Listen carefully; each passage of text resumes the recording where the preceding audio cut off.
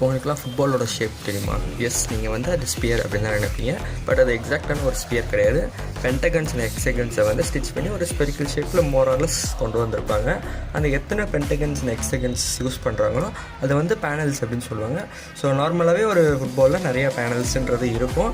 அது எவ்வளோ கம்மியாக இருக்கோ அந்தளவுக்கு அது ஸ்பெரிக்கலாக இருக்குதுன்னு சொல்லிக்கலாம். ஸோ அது ஒரு எக்ஸாக்டான ஸ்பியர் கிடையாது. அப்போ எக்ஸாக்டாக ஒரு ஸ்பியர் உள்ள ஃபுட்பாலை க்ரியேட் பண்ணவே முடியாதா அப்படின்னு கேட்டதுக்கு 2010 வேர்ல்டு கப்பில் அடிடாஸ் வந்து ஒரு பர்ஃபெக்ட் ஸ்பியராக வெறும் 4 பேனலை வச்சு க்ரியேட் பண்ணது தான் ஜபுலானின்ற ஒரு ஃபுட்பால். 2010 வேர்ல்டு கப்பில் இதை யூஸ் பண்ணி பயங்கரமான கேஓஸை உருவாக்குச்சு. அது ரொம்ப கான்ட்ரவர்சியான ஒரு பால்.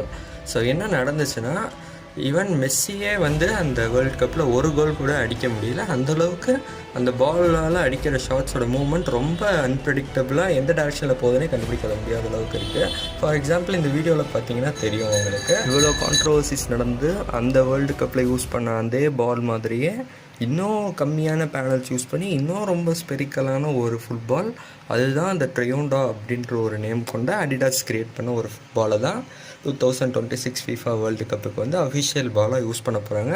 ஸோ நினச்சி பாருங்கள் இந்த வருஷம் எவ்வளோ கான்ட்ரவர்சிஸ் நடக்க போகுது அப்படின்னு. கண்டிப்பாக எக்ஸைட்டிங்காக தான் இருக்கும். Will wait and watch.